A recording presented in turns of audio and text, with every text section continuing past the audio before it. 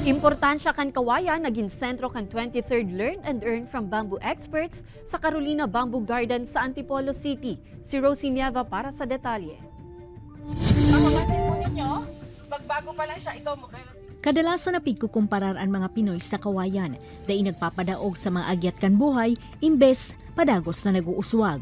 Ang importansya kan kawayan, itinukdo sa 23rd Learn and Earn from Bamboo Experts sa Carolina Bamboo Garden sa Antipolo City sa pangingenot kan founder kan garden na si Carolina J. Jimenez. Ang ituturo naman, paano kaya itong mga bamboos na ito mapapatagal natin ng 30 to 40 years?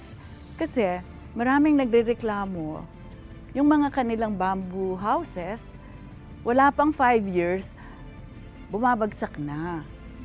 May paraan pala. So, yan ang ituturo. Ipinahiling man ang pira sa 47 klase ng bamboo sa hardin.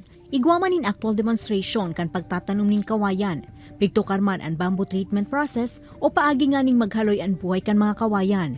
Kaya daw maghaloy ng panghabang buhay ang treated bamboo kumpara sa kawayang dain na treat na hasta 3 bulan sana. Bamboo can be used for any type of building. It can be used for houses, huge event centers and pavilions.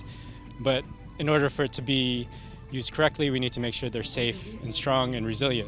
Sa mga lecture man, pigtugdo kung paano mas matatabangan na mag-uswag asin mas mapadakol ang mga kawayan. Ang mga nagatindir kabali ang pirang mga taga-probinsya, excited man sa kadakol na nanodan pagabot sa kawayan na obhetong maihiras man sa iba. Kaunting lupa na pwedeng pagtaniman na nakatiwangwang lang. Kaya interesado ako. Napakahalaga sa ating buhay. Ang bamboo mula sa roots hanggang sa pinakataas na portion may gamit. Ang aking passion is to impart to our kababayans the importance of bamboo. Ini si Rosie Nieva, Balitang Bicolandia.